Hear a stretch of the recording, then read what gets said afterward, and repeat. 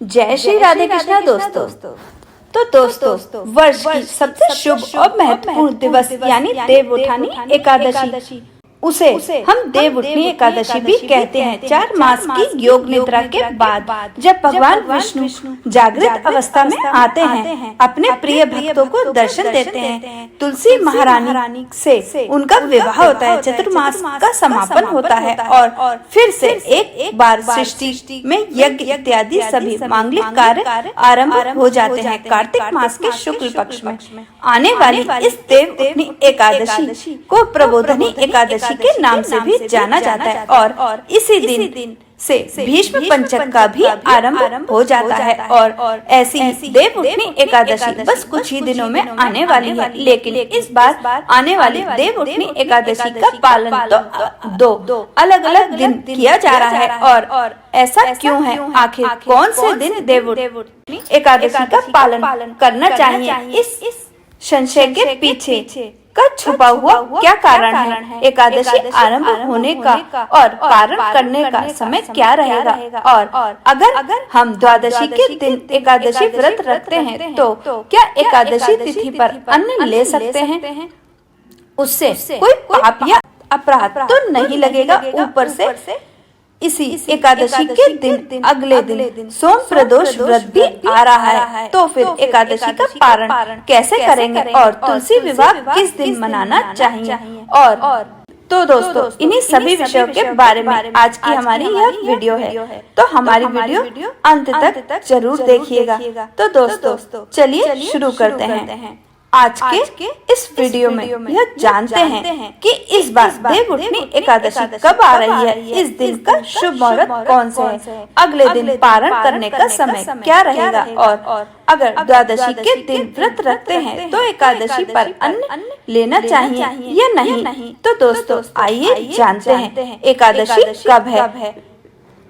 सबसे पहले यह जानते हैं कि इस बार कौन से दिन एकादशी तिथि आरंभ हो रही है। तो देखिए, कार्तिक मास के शुक्ल पक्ष की देवउठनी एकादशी तिथि इस बार आ रही है 1 नवंबर 2025 शनिवार के दिन, लेकिन हम एकादशी व्रत का पालन करेंगे 2 नवंबर 2025 रविवार के दिन। और ऐसा क्यों है? तो उसके पीछे का यह रहस्य है कि मैं आपको इस वीडियो में आगे बताऊंगी, लेकिन सबसे पहले हम जानते हैं कि इस बार देवउठनी एकादशी व्रत के दिन यानी कि 2 नवंबर 2025 के दिन शुभ मुहूर्त कौन से हैं और अगले दिन व्रत के पारण का समय क्या रहेगा। इस बार देवउठनी एकादशी का पालन हम कर रहे हैं 2 नवंबर 2025 रविवार के दिन या कार्तिक मास के शुक्ल पक्ष में आने वाली अत्यंत महत्वपूर्ण एकादशी है। इस एकादशी का पारण करने का समय रहेगा अगले दिन यानी 3 नवंबर 2025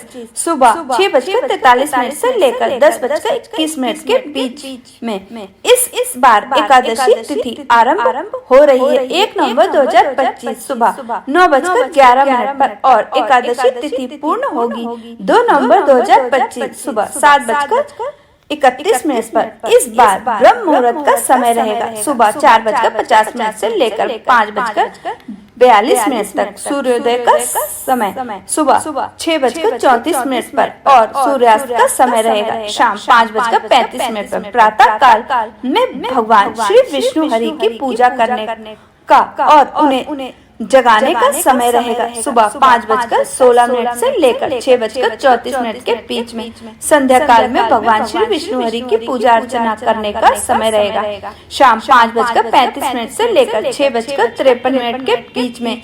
इस दिन त्रिपुष्कर और सर्वार्थ सिद्धि योग भी बन रहे हैं। इस बार त्रिपुष्कर योग आरंभ हो रहा है सुबह 7:31 से लेकर 5:03 तक और इस दिन सर्वार्थ सिद्धि योग बन रहा है जो शाम को 5:03 से लेकर अगले दिन सुबह 6:34 तक। तो इस प्रकार से अगर आप देखेंगे तो इस बार के देवउठनी एकादशी का पूरा दिन अत्यंत मंगलमय और पवित्र है। इस दिन में किसी भी शुभ कार्य की शुरुआत कर सकते हैं और गुरु प्रवेश कर सकते हैं, नया कार्य आरंभ कर सकते हैं। इस बार अभिजीत मुहूर्त लग रहा है सुबह 11:42 से लेकर 12:26 के बीच में, और राहु काल रहेगा शाम को 4:12 से लेकर 5:35 तक।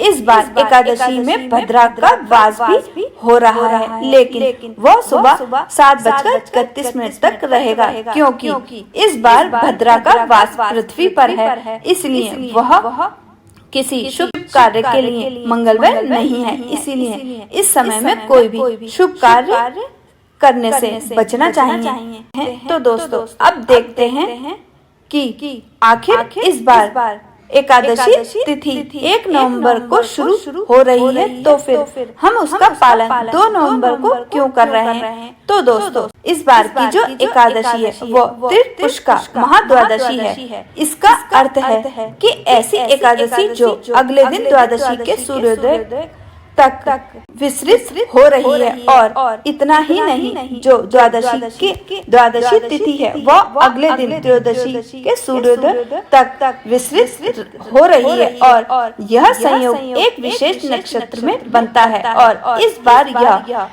शतभिषा नक्षत्र में पड़ रही है, जो कि शाम को 6:20 तक रहेगा, और उसके बाद पूर्व भाद्रपद नक्षत्र आरंभ हो जाएगा, और इसी कारण से इस एकादशी त्रिपुष्टा महाद्वादशी कहा जाता है।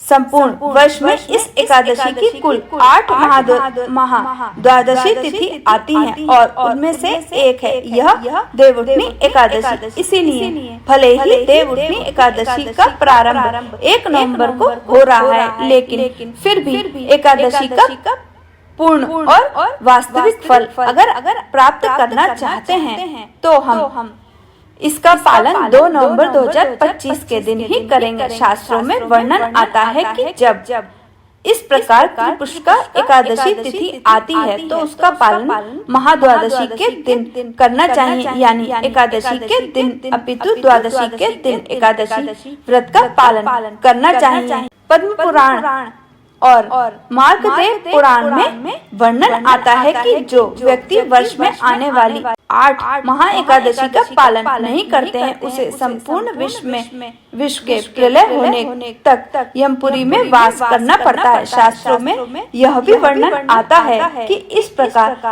इस प्रकार महाद्वादशी तिथि जब भी आती है तो भक्तों को महाद्वादशी का सम्मान करना चाहिए, क्योंकि महाद्वादशी के दिन एकादशी व्रत का पालन करने से एकादशी तिथि का फल भी अपने आप मिल जाता है।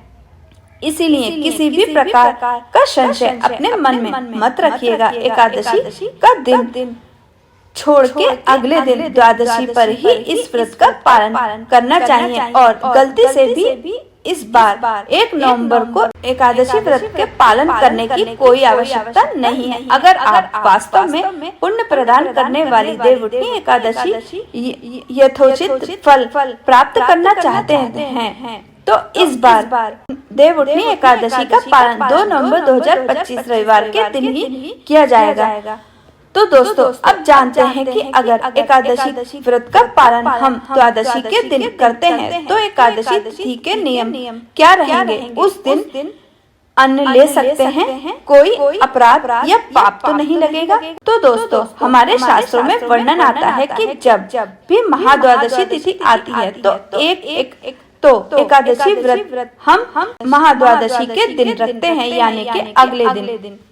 तो ऐसे में एकादशी के दिन आपको वही सारे नियम का पालन करना है जो आप दशमी के दिन करते हैं, यानी कि एक एकादशी वाले दिन आप अन्न ले सकते हैं। चावल, दाल, गेहूं इत्यादि से बना हुआ भोजन भी ले सकते हैं, लेकिन प्रयास करें कि एकादशी वाले दिन संध्या के बाद कोई भारी अन्न युक्त भोजन ना लें। अगर आप लेना चाहते हैं तो संध्या से पहले ही अपना भोजन समाप्त कर लें, और उसके बाद दशमी के जो भी नियम थे उन सबका वैसे ही यथारूप पालन करें, और फिर अगले दिन महाद्वादशी के दिन आप एकादशी के सारे नियमों का पालन करें, जैसे कि सुबह ब्रह्म मुहूर्त में उठना, मंगल आरती करना, उपवास का पालन करना, अधिक से अधिक हरे कृष्ण महामंत्र का जाप करना, एकादशी की कथा का अवश्य श्रवण करना। यह सारे कार्य आप महाद्वादशी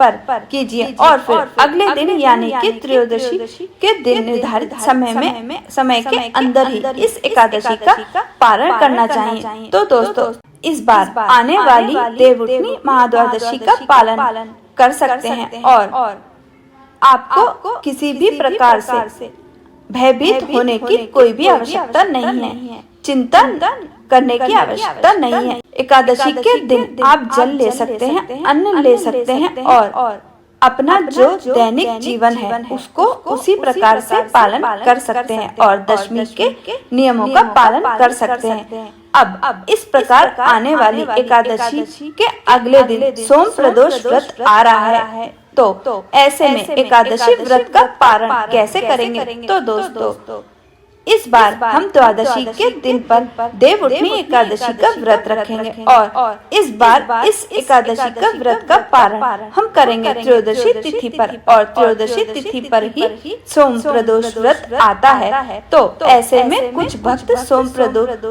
प्रदोष व्रत का भी पालन करते हैं, तो उन्हें क्या करना चाहिए? महाद्वादशी पर जब आप एकादशी का पालन करते हैं और अगले दिन उसका पारण करने का समय आता है, तो उसमें पारण के समय विधि विधान के नियमों का पालन कीजिए। फिर जब आपको स्वयं वह अन्य भोजन लेना है, तब आपको स्वयं पारण करना है। उस समय पर भगवान शिव से विशेष प्रार्थना कीजिए। उनसे कहिए कि हे भोलेनाथ, मैंने कल एकादशी का व्रत का पालन किया था और आज आपका सोम प्रदोष व्रत करने जा रही हूँ, लेकिन अपने एकादशी व्रत को पूर्ण करने के लिए मुझे इसका पारण भी अवश्य करना होगा। तो इसीलिए सिर्फ पारण करने के उद्देश्य से मैं भगवान विष्णु को अर्पित यह चावल का एक दाना स्वीकार कर रही हूँ, यह कर रहा हूँ, जिससे मेरा एकादशी व्रत का पारण हो जाएगा। आप इसे अपराध रूप में न समझे। इसके बाद मैं प्रदोष व्रत यथावत चालू करूंगी। इस प्रकार भगवान शिव से प्रार्थना करने के बाद आप अपना सोम प्रदोष व्रत यथावत रख सकते हैं और फिर संध्या काल में प्रदोष काल की पूजा करके फिर आप अन्न भोजन ले सकते हैं।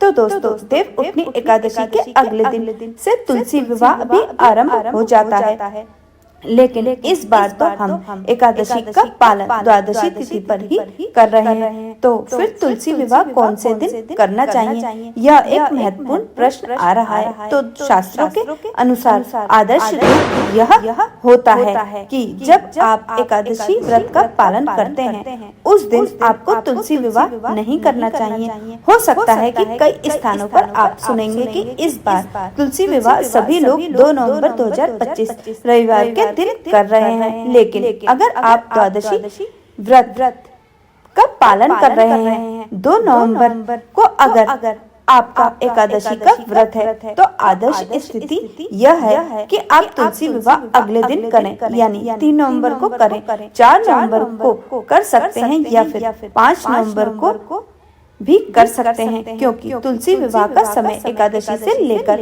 पूर्णिमा तक के बीच का किसी भी समय किया जा सकता है। तो इस बार हमें तुलसी विवाह के लिए 3 दिन उपलब्ध हो रहे हैं, 3 नवंबर, 4 नवंबर और 5 नवंबर 2025। इन 3 दिनों में से किसी भी दिन आप अपनी अनुकूलता अनुसार तुलसी विवाह संपन्न कर सकते हैं। तो यह थी दोस्तों आने वाली देवउठनी एकादशी के विषय में संपूर्ण जानकारी। हमें आशा है आपको हमारी यह जानकारी उपयोगी लगी होगी। तो दोस्तों, जिन्हें इस जानकारी के बारे में अभी तक नहीं पता है, तो इसीलिए इस विशेष वीडियो को अधिक से अधिक लोगों को शेयर जरूर कीजिएगा, उन तक भी पहुंचा दीजिएगा, ताकि उन्हें भी इस एकादशी की संपूर्ण जानकारी के बारे में पता चल जाए। अन्यथा बहुत सारे लोग इस देवउठनी एकादशी और तुलसी विवाह को लेकर भ्रम में रहने वाले हैं। तो ऐसे सत्कर्म कीजिए, पुण्य कर्म कीजिए और इस वीडियो को अधिक से अधिक लोगों को शेयर जरूर कीजिएगा। तो दोस्तों, हमारी यह जानकारी आपको कैसी लगी? अगर आपको हमारी जानकारी जरा भी पसंद आई हो तो हमारे चैनल को सब्सक्राइब करना ना भूलें। तो दोस्तों मिलते हैं इसी तरह की एक और नई जानकारी के साथ। तब तक के लिए जय श्री राधे कृष्णा।